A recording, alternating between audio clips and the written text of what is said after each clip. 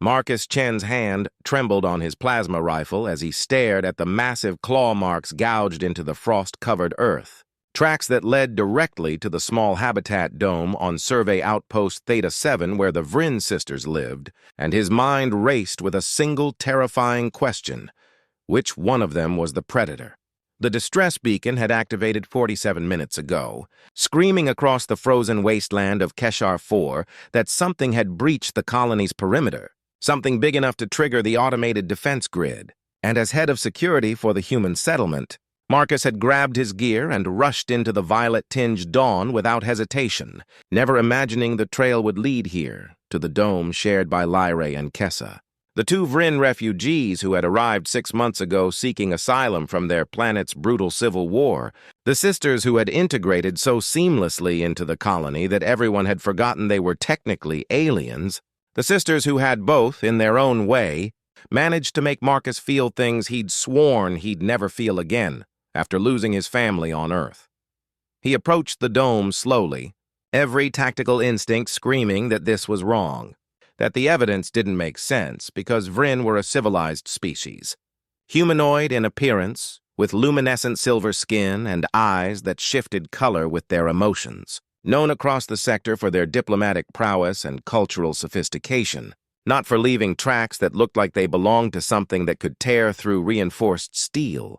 The dome's entrance was slightly ajar, and Marcus could see warm light spilling out into the freezing morning air. Could smell something cooking, something that reminded him impossibly of Earth breakfast food.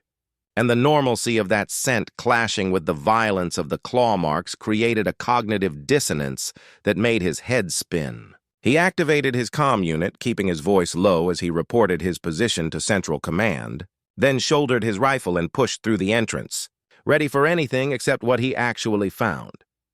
Kessa standing at the compact kitchen unit, her back to him, her long silver hair unbound and cascading down her spine, humming softly as she flipped what looked like pancakes on a heated surface, completely at ease, completely domestic, completely wrong given what he'd tracked to her door.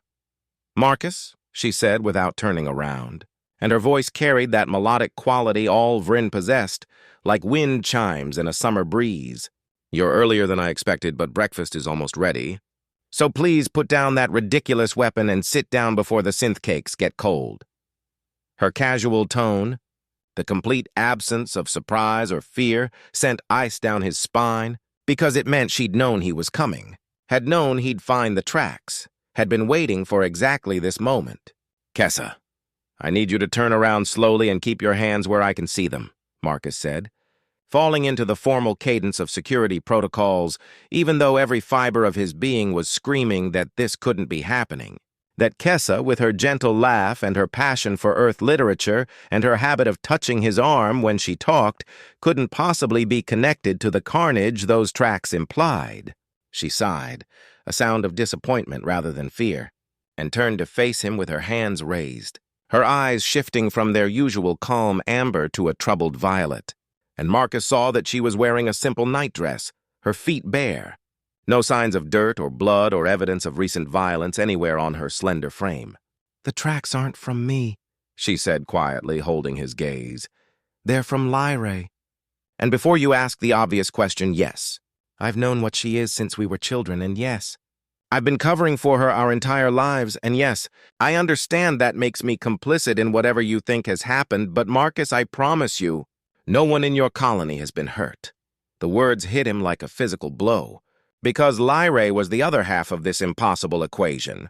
Lyrae, who worked in the colony's medical center with skill that bordered on miraculous, who had saved 3 lives during the outbreak last month, who had eyes that shifted to the softest pink whenever she saw Marcus and a smile that made him forget the cold and the isolation and the fact that Earth was 12 light years away and everyone he'd ever loved was dead. "Where is she?" Marcus demanded, his rifle still trained on Kessa, even though his hands were shaking. "Where is your sister, and what exactly do you mean by what she is?" Kessa lowered her hands slowly, deliberately, and turned off the heating element, the synth cakes forgotten as she moved to the window that overlooked the northern ice fields, her shoulders tense in a way Marcus had never seen before. "Vrynn aren't what you think we are," she began. her voice barely above a whisper. Our people's history goes back millions of years, and like many species, we evolved from predators. But unlike most civilized races who left that ancestry firmly in the past, some vrynn carry dormant genes that can activate under extreme stress, genes that transform us into something called the keshvar, the ancient hunters our ancestors once were. She turned back to face him, her eyes now bleeding to a deep crimson that made Marcus's finger tighten instinctively on his trigger. Lyrae is keshvar, has been since the trauma of the war triggered her transformation 6 months ago.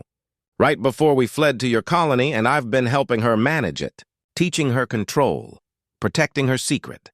Because if your people knew, if anyone knew, they'd see her as a monster, instead of the woman who has saved so many of your lives.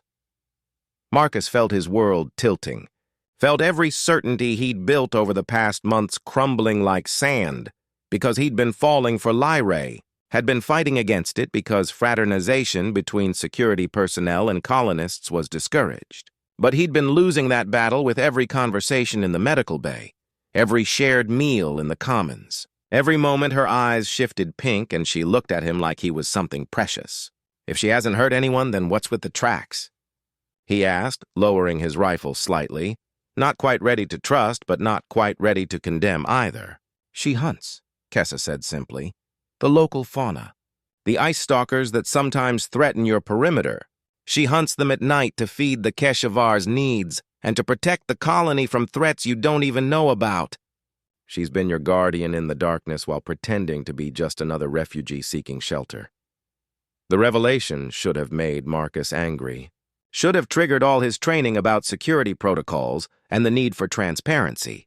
But instead, he found himself remembering the mysterious decrease in perimeter breaches, the way Ice Stalker sightings had dropped to almost nothing, the mornings when Lyrae had shown up to work with shadows under her eyes, and a weariness she'd attributed to long shifts.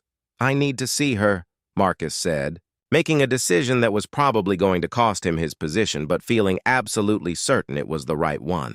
I need to hear this from her, and then we're going to figure out what to do. Together. Because whatever else is true, she's saved lives in this colony, and that counts for something.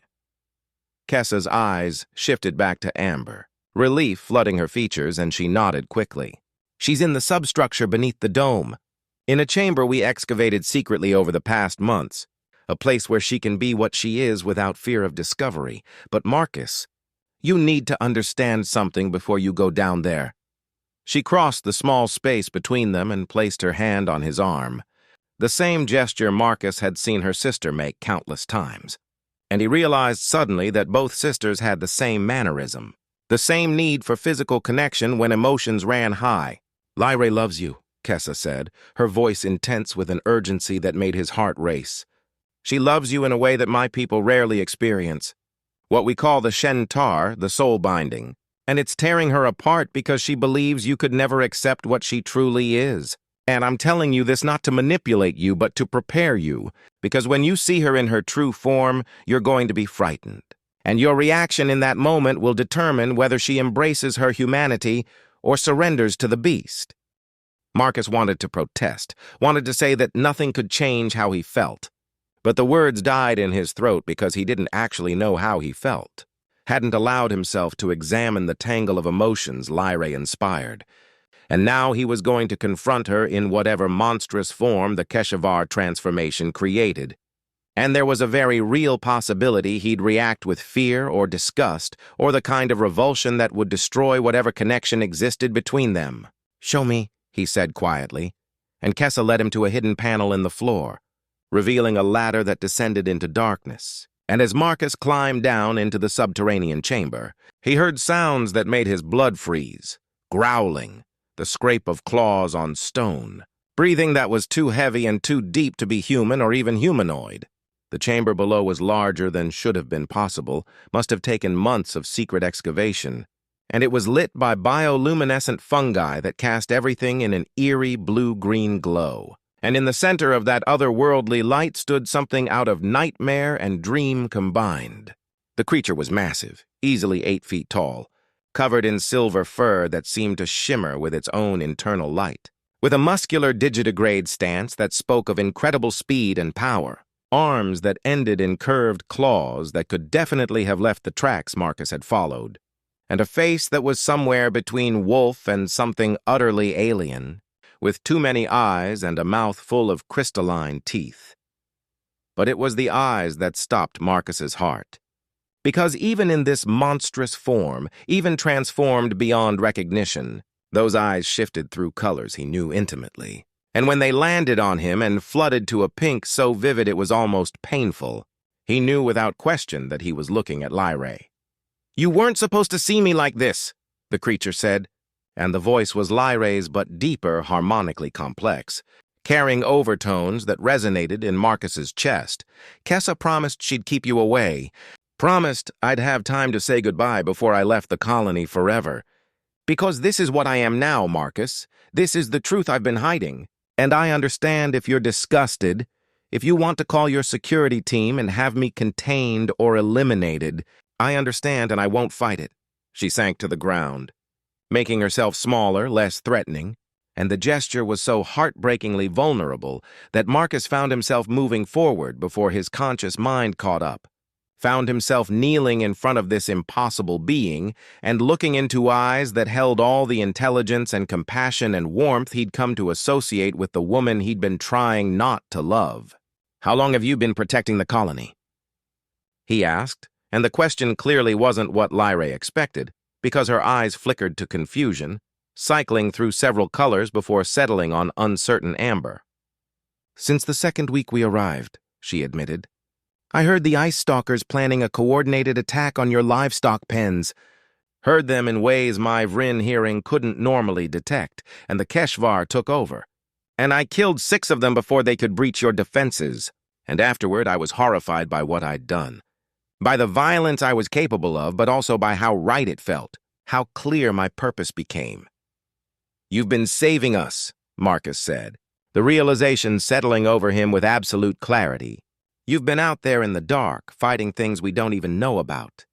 Keeping us safe while working exhausting shifts in medical, never asking for recognition or gratitude, just doing what needed to be done." Lyrae's massive head tilted, a gesture so reminiscent of her human form that Marcus felt his heart clench. And when she spoke, her voice was thick with emotion. "I don't do it for gratitude," she said. "I do it because this colony gave us sanctuary when we had nowhere else to go. And because you're all worth protecting, and because you, Marcus Chen, you made me want to be better than the monster this transformation created. You made me want to find balance between the keshvar and the woman I used to be." Her eyes shifted to that vivid pink again, and one massive clawed hand reached out tentatively, stopping just short of touching his face, trembling with restraint. "I love you," she whispered, "in a way that my people believe happens once in 1,000 lifetimes, and I have dreamed of telling you in soft moments under your planet's stars. But instead you're learning it while I look like something from your worst nightmares. And I understand this changes everything. I understand you could never—" Marcus cut her off by taking that massive clawed hand in both of his, feeling the warmth of her alien skin, the slight tremor that spoke of fear and hope and desperate longing. "Show me your true form," he said quietly. "Not this one. Not the small human-looking one you wear in the colony. Show me what you actually look like. Show me the real Lyrae, the one who exists between human and keshvar, because I think that's who you truly are." The transformation was beautiful and terrifying in equal measure, the massive bestial form rippling and shrinking, but not all the way back to the petite humanoid figure Marcus knew from the medical bay, instead settling into something in between, a form about 6.5 feet tall, still covered in that shimmering silver fur but now in a more humanoid configuration, with a face that was distinctly lupine but also distinctly her, with eyes that could shift colors and a mouth that could smile, with hands that had claws but also the dexterity for fine manipulation, with a tail that swished with nervous energy, and with an overall appearance that was undeniably alien but also undeniably, heartbreakingly Lyrae. "This is me," she said, her voice now perfectly balanced between human melodic quality and keshvar harmonics. "This is the form I would choose if I could live without hiding. The balance between what I was born as and what I became. The truth of who I am. She was magnificent, Marcus thought. She was strange and other and completely outside his experience. And she was also the most beautiful thing he'd ever seen. Because beauty wasn't about conforming to human standards. It was about authenticity and courage and the vulnerability she was showing him in this moment. "I see you," he said, using a phrase Kessa had once mentioned was sacred in vrynn culture, a declaration of true recognition beyond surface appearances. And Lyra's eyes flooded with tears that sparkled like diamonds in the bioluminescent light. She pulled him into an embrace that should have been frightening given her size and strength, but instead felt like coming home. And Marcus wrapped his arms around her and breathed in her scent. Something like winter pine, and something entirely alien, and something uniquely her, and he felt something shift in his chest. Felt walls he'd built after Earth's destruction begin to crumble. "I love you too," he whispered against her fur. "I've been fighting it because I'm an idiot who thought professional protocols mattered more than connection. Who thought I needed to protect myself from caring about anyone ever again. But Lyra, you make me want to live instead of just survive. You make me remember why humanity reaches for the stars. Why we keep building and hoping and loving despite everything the universe throws at us." They stayed like that for a long moment. Two beings from different worlds, holding each other in the darkness beneath an alien sky. And Marcus felt certainty crystallize in his heart. Felt his future realign around this woman and whatever challenges they'd face together. But their moment was shattered by Kessa's voice from above, sharp with urgency and fear. "Marcus!" "Lyra, we have a problem. A ship just entered orbit. Vrynn military configuration. And they're broadcasting a demand for the immediate surrender of Kessa and Lyra, fugitives from justice, wanted for treason against the vrynn collective." Marcus and Lyra rushed up the ladder to find Kessa at the communications terminal. Her face pale, her hands flying over the controls as she pulled up the orbital scan data. "It's the destroyer-class vessel Shadow of Judgment," Kessa said, her voice tight with barely controlled panic. "Commanded by High Inquisitor Vexnor, who was our family's greatest enemy before the Civil War, who has been hunting us across the sector. And Marcus, there's something you need to understand about why we're really here, about what we're really running from," Lyra growled, a sound that resonated in Marcus's bones, and her eyes shifted to angry crimson. "Now isn't the time, Kessa," she said, but her sister shook her head violently. "Now is exactly the time," Kessa countered. "Because Vexnor is demanding they choose one of us to hand over in exchange for leaving the colony alone. And if we don't make a choice, he'll make it for us by destroying the entire settlement. And Marcus deserves to know why before he gets caught in the middle of our family's nightmare." She turned to face them both, and Marcus saw something he'd never seen in Kessa before. Raw, devastating fear. "We're not just refugees from the Civil War," she said. "We're the daughters of the Vrynn Empress, the heirs to the throne, and the Civil War started because our mother refused to choose which of us would succeed her, believing that forcing sisters to compete for power was barbaric, and when she died without naming an heir, the collective split between those who supported me and those who supported Lyra, and millions died in the conflict that followed." Marcus felt like he'd been punched in the gut because this changed everything. Transformed two refugee sisters into political figures of galactic importance, into the focal point of a war that had apparently consumed an entire civilization. "Why didn't you tell us?" he asked, looking between them, seeing guilt and shame and fear written across both their faces. "Because we wanted to be normal," Lyra said softly, her form unconsciously shifting slightly smaller. "More vulnerable? We wanted to be just Kessa and Lyra. Not the Empress's daughters, not the cause of millions of deaths. Not the prizes in a political game we never wanted to play. We wanted to be people who worked and laughed and maybe, possibly, fell in love without the weight of crowns we never asked for crushing everything we touched." Kessa pulled up the message from the vrynn ship, and Vexnor's face filled the screen. A vrynn male with harsh features and eyes locked in permanent silver, indicating emotional suppression through genetic modification. "People of the human colony," his voice was cold and mechanical, "you harbor fugitives who are responsible for the greatest conflict in vrynn history. whose cowardice and refusal to accept duty has led to untold suffering. You have 1 standard hour to choose which sister you will surrender to vrynn justice, or I will choose for you by eliminating your settlement and claiming both prizes from the ruins. Choose wisely. The calm went dark, and silence filled the small dome. Heavy with impossible decisions and the weight of consequences spinning out from choices made long ago by people who'd never considered the collateral damage their actions would create. You can't surrender either of them, Marcus said, his military training kicking in even as his heart screamed against the unfairness of it all. If what you're saying is true, then whoever Vexenor takes will be used as a puppet ruler to legitimize his own grab for power, and the war will continue and more people will die. Kessa nodded, clearly having already worked through this calculus. That's correct, she said, which is why Lyra and I have already decided that we'll both turn ourselves in and demand to be taken together, hoping that in transit, we can find a way to escape or at least ensure that neither of us can be used as a political tool without the other. Lyra's hand found Marcus's, her claws careful against his skin, and when he looked at her, her eyes were the saddest blue he'd ever seen. It's the only way to protect your colony, she said. And Marcus, I need you to understand that these past 6 months, this time with you, it's been the happiest period of my entire life. You gave me something I never thought I'd have. You gave me normal. You gave me love. And I'll carry that with me wherever I go.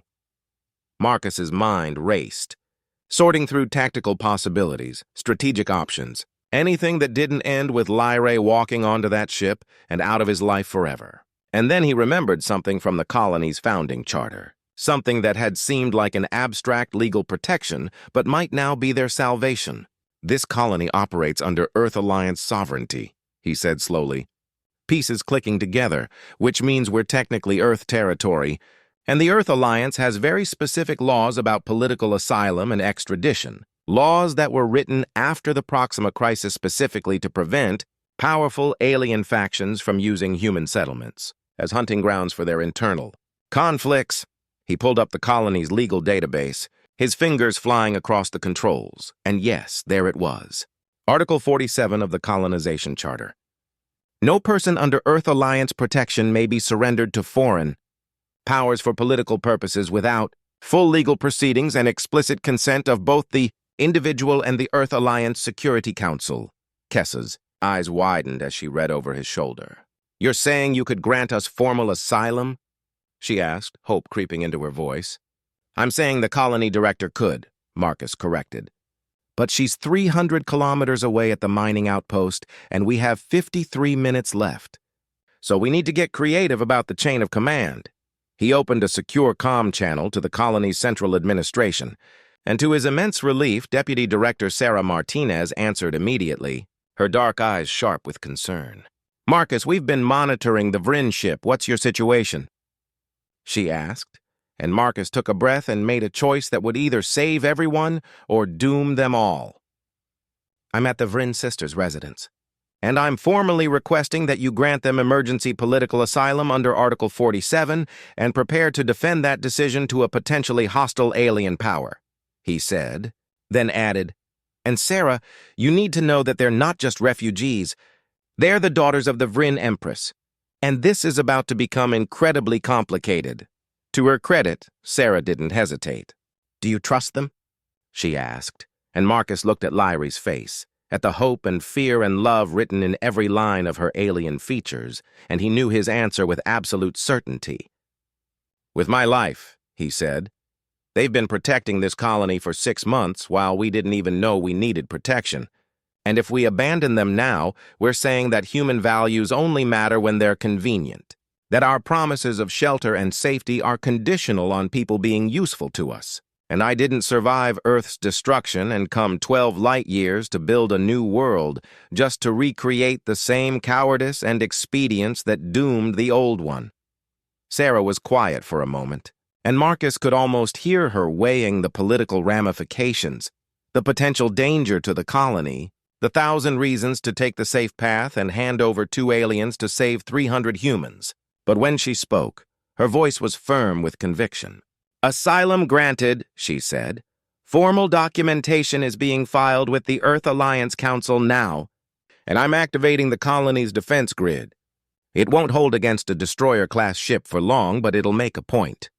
And sometimes points matter more than survival. She paused, then added, Marcus, I'm also granting you emergency authority as security director to negotiate with the vrynn ship, so don't make me regret this. The comm switched to the open channel, broadcasting to both the colony and the vrynn vessel in orbit, and Marcus found himself speaking words he'd never imagined saying. Hi, Inquisitor Vexnor. This is Security Director Marcus Chen of Survey Outpost Theta 7, operating under Earth Alliance Authority. I'm hereby informing you that Kessa and Lyrae have been granted formal political asylum under Earth Alliance law. They are under our protection, and any attempt to remove them by force will be considered an act of war against humanity. You have no authority here, and I strongly suggest you withdraw before this situation escalates beyond anyone's control. The silence that followed was deafening, stretching for nearly 30 seconds before Vexnor's face reappeared on the screen, his silver eyes somehow conveying fury despite their genetic inability to shift color. You dare threaten the vrynn collective over 2 fugitives, he said, his voice dripping with contempt. Your pathetic colony has 300 inhabitants and a defense grid that couldn't stop a mining vessel. While I command enough firepower to sterilize your entire settlement in under 60 seconds, withdraw your asylum claim, surrender the Empress's daughters, and I'll allow your people to live. Refuse, and I'll demonstrate what happens when lesser species interfere in vrynn affairs. Marcus felt fear ice down his spine, felt the weight of 300 lives resting on his shoulders, felt the temptation to back down, to choose survival over principle. But then Lyrae stepped forward, placing herself between Marcus and the screen, her true form fully visible to Vexnor for the first time. You want to know why Mother never chose an heir, Vexnor?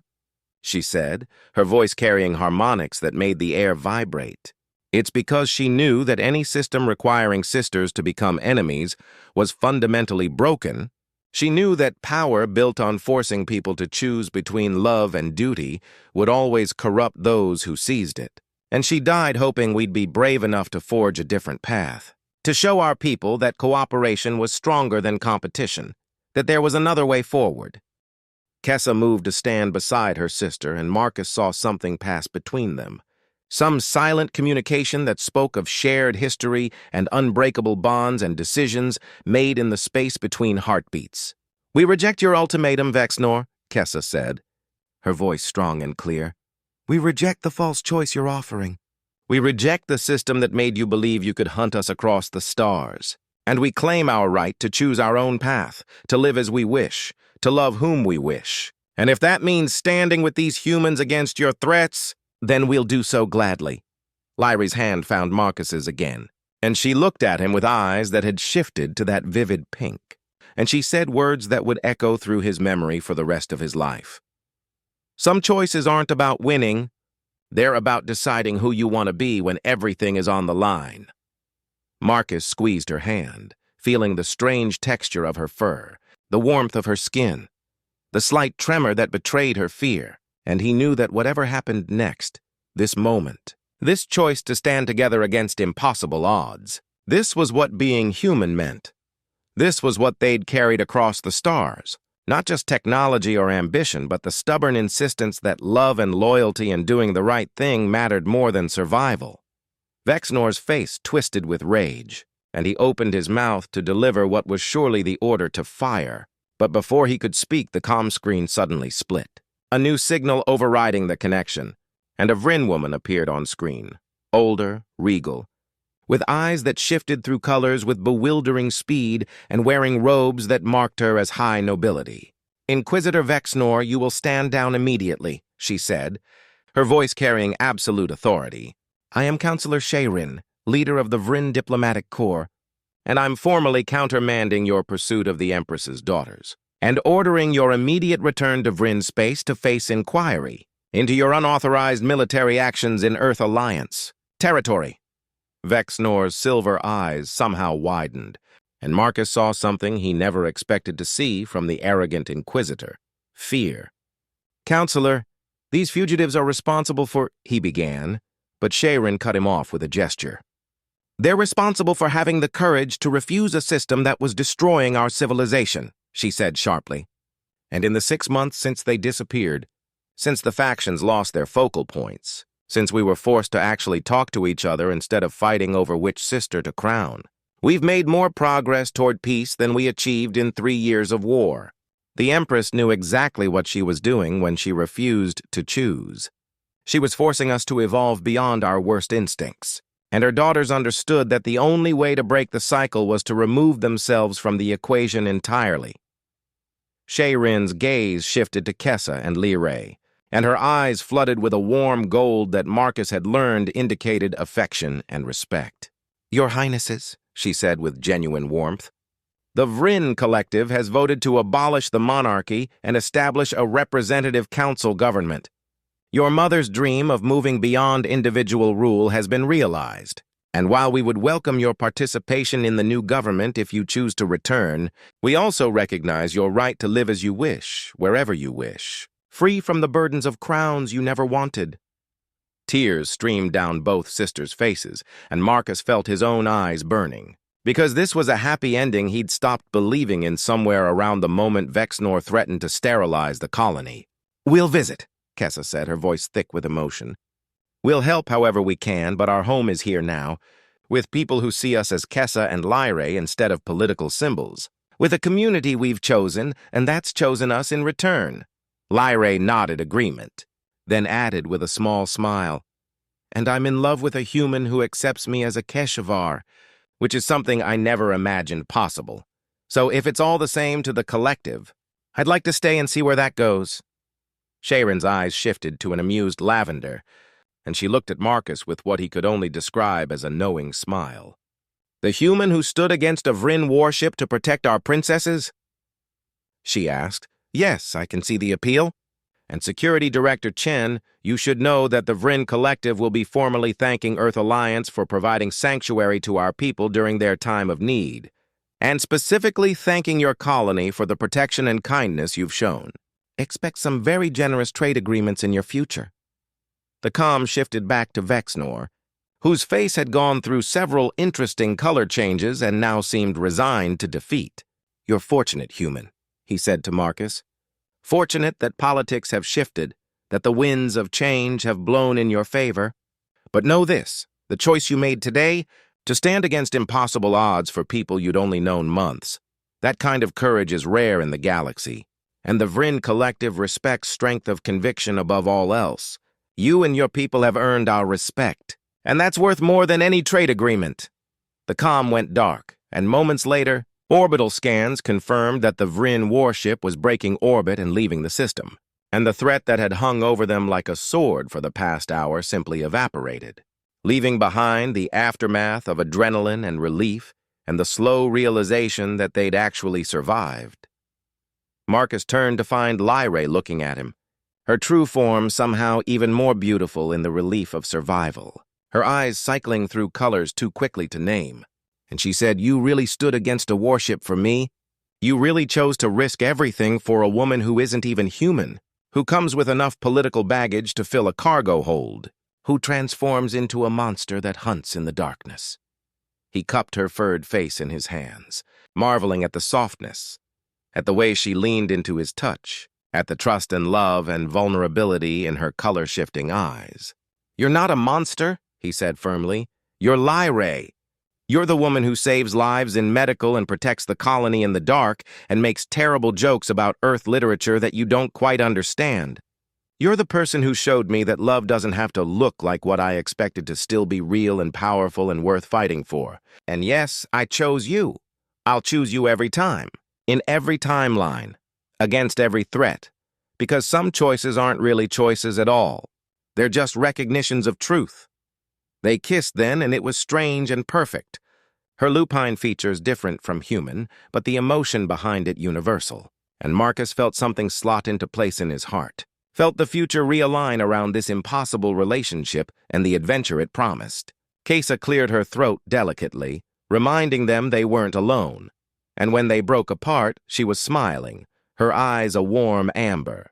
"So," she said with forced casualness that didn't quite hide her emotion, I should probably mention that there's a traditional vrynn custom where sisters compete for the affection of a chosen mate. Lots of elaborate rituals and challenges designed to prove worthiness. Very dramatic. And I was wondering if you'd be interested in... Absolutely not, Marcus and Lyrae said in perfect unison, and then all three of them were laughing. The tension of the past hour breaking like a wave and leaving behind the debris of relief and joy, and the understanding that they'd gotten impossibly lucky. Although, Kessa added thoughtfully, I do expect to be the honored sister at your bonding ceremony, which is a role that comes with significant responsibilities and the right to embarrass Lyrae with childhood stories. So start preparing yourself, Marcus Chen, because vrynn bonding ceremonies last 3 days and involve ritual challenges that make human weddings look simplistic. Marcus groaned, but he was smiling. Because a future that included 3-day vrynn ceremonies and childhood stories, and a woman who could transform into an apex predator sounded infinitely better than the lonely existence he'd been living. The slow march of duty without joy, the survival without actually living. Over the following weeks, as the colony adjusted to having 2 vrynn princesses as permanent residents, as trade agreements with the vrynn collective brought unprecedented prosperity, as Marcus and Lyrae navigated the beautiful complexity of an interspecies relationship, he often thought about that moment in the subterranean chamber when she'd shown him her true form, when he'd had to choose between fear and love, between safety and courage. He thought about Vexnor's ultimatum, about the impossible choice between 2 sisters that had never been the real choice at all. Because the real choice had always been whether to stand for something or to choose expedience, whether to see people as valuable in themselves or only as means to an end, whether to let fear dictate decisions or to let love guide them. Continued working in medical and hunting at night, her dual nature now openly acknowledged and accepted by the colony, who came to see her transformations not as monstrous, but as just another aspect of who she was, the same way someone might be both a doctor and an artist, both gentle and fierce, both human and something more. Kessa established a cultural exchange program between the colony and vrynn space, building bridges that helped both species understand each other better, and she never let Marcus forget that she'd been the one cooking breakfast while he'd been dramatically tracking footprints, a fact she brought up at every possible opportunity.